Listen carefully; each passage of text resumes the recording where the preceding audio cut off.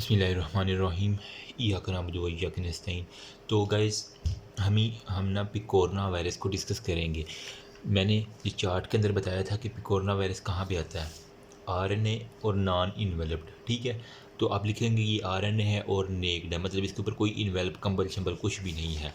तो इसकी एक इम्पोर्टेंट एग्जांपल पिकोरना, पी से पिकोरना है ना, तो पी से ही आपने याद रखना क्या आता है हमारे पास, पोलियो। ठीक है, जो कि पोलियो वायरस होता है ना, पाकिस्तान अभी तक पोलियो फ्री नहीं हुआ। देखो थर्ड जो जो गरीब गरीब ममालिक है ना, उनके अंदर भी पोलियो है और पाकिस्तान भी उन्हीं की लिस्ट में है कि पोलियो। वजह क्या है, ये नहीं कि वहाँ पे, यहाँ पे लोग पिलवाते नहीं हैं, पता है, टीमें जाती हैं वहाँ उन्हें धक्के दे के निकाल देते हैं।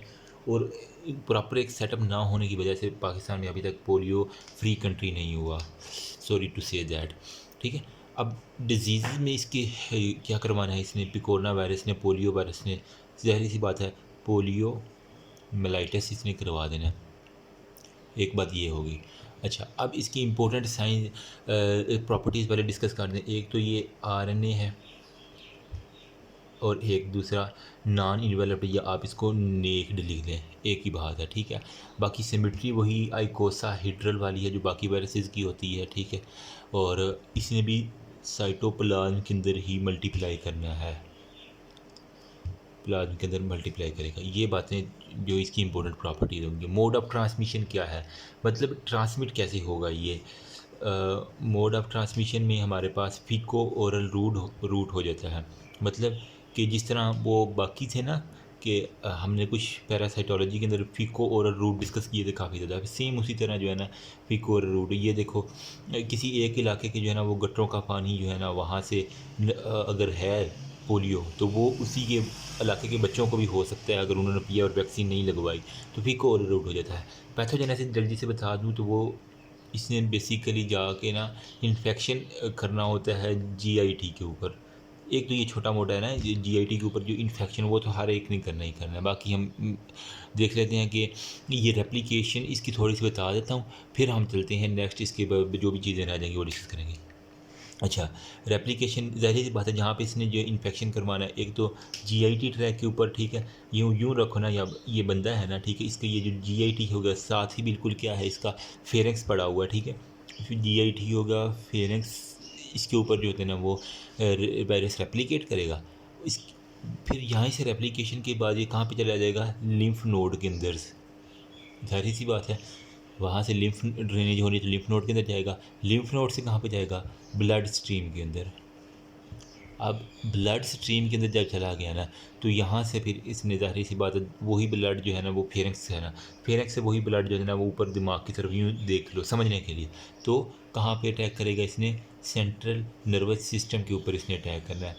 यूँ ही सेंट्रल नर्वस के ऊपर अटैक करेगा, ये क्या करवाएगा, जो मोटर एरिया होता है ना, आपने पढ़ा होगा न्यूरोनाटमी के अंदर सेंसरी एरिया होता है, मोटर एरिया। तो जो मोटर एरिया है ना उसके ऊपर इसने जाके अटैक करना है, ब्रेन के मोटर एरियाज़ के ऊपर। स्पेशली जो इंपॉर्टेंट एमसीक्यूज़ है, anterior horn of spinal cord के ऊपर। ठीक है, एंटीरियर मतलब आगे आगे वाले जितने भी हिस्से ना फ्रंटर, ठीक है, वहाँ से याद करने के लिए बता रहा हूँ। एंटीरियर हॉर्न ये होते हैं ना, आपने स्पाइनल कार्ड देखी होगी। ठीक है, और पीछे ये फिर पोस्टीरियर हार्न होती है, फिर आगे इंटीरियर हार्न होती है। तो इंटीरियर हार्न के ऊपर जाके ये पोलियो ने अटैक कर देना है। Interior horn of spinal cord जो है ना, इसको जाके इसने डैमेज कर देना है। क्या होगा, पैरालिटिक हो जाना है, मेनिंजाइटिस होगा, ब्रेन के ऊपर अटैक किया तो वहाँ से एसेप्टिक मेनिंजाइटिस की वजह से क्या होगा, पैरालिटिक पोलियो। बंदा जो है ना वो अल्लाह माफ़ करे सारी उम्र के लिए जो है ना वो माजूर गया काम से। बस एक छोटी सी वैक्सीन ना लगवाने की पिलवाने की वजह से, कतरे ना पिलवाने की वजह से पोलियो के कतरे ये सारे का सारा हो गया। अच्छा, क्लिनिकल फाइंडिंग में क्या है हमारे पास, बहुत इंपॉर्टेंट है। यहाँ तक अगर किसी को कोई मसला तो ये मैं यहाँ से मिटा के ना फिर नेक्स्ट चलता हूँ। जस्ट एक मिनट, ये ओके सही हो गया। अब इसकी क्लिनिकल फाइंडिंग को थोड़ी सी देख लेते हैं।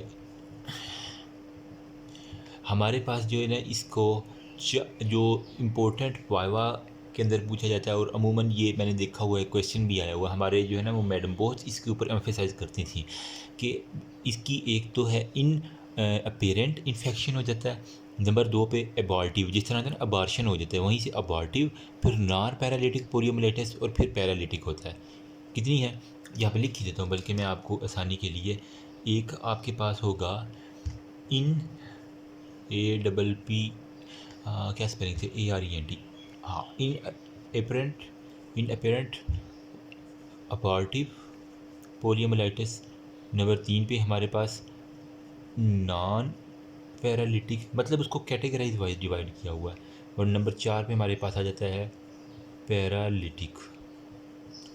गुड हो गया, अबॉर्टिव, इनअप्रोप्रिएट, नॉन पैरालिटिक और पैरालिटिक।